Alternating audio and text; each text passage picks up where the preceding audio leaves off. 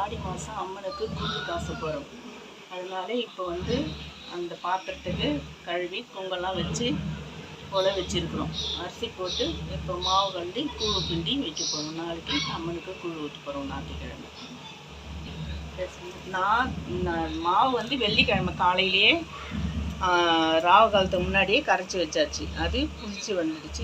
இப்போ அம்மனுக்கு கூழ் காசணும். உலகி போட்டு கூழ் காசணும் அம்மனுக்கு. பிள்ளையரப்பா, சூரியநாராயணா, ஸ்ரீபாலி பவானி அம்மா தாயி, நான் கூழ் காசுக்கு நல்ல மாதிரி வரணும்.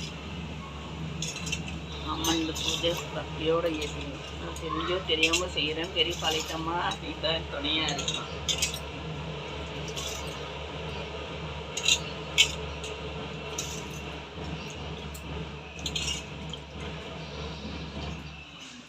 இது வெந்த உடனே மாவு கட்டி கலரியாக இருக்கும்.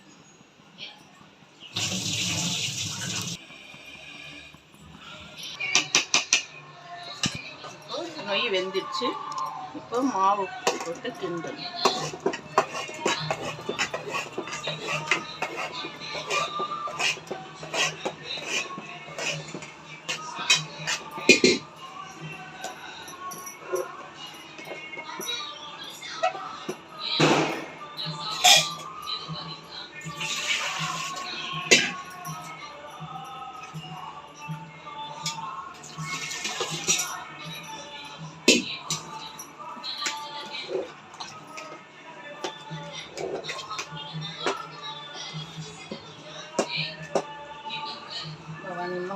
கை சக்திக்கு தாயே,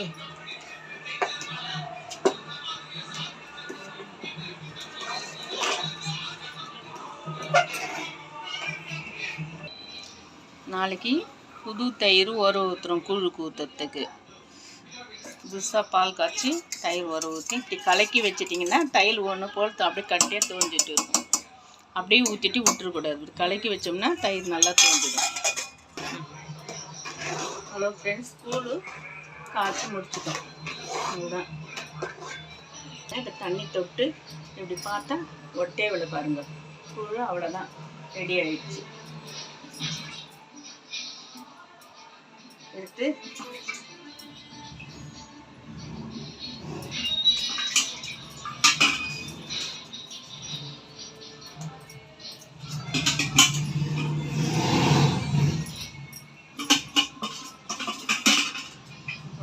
ஸ்கூல் முடிஞ்சிடுச்சு ஃப்ரெண்ட்ஸ். நாளைக்கு அம்மனுக்கு ஊற்ற சொல்கிறோம். நாங்கள் வீடியோ காட்டுறோம். இந்த வீடியோ பிடிச்சிருந்தா லைக் பண்ணுங்கள், ஷேர் பண்ணுங்கள், கமெண்ட் பண்ணுங்கள்,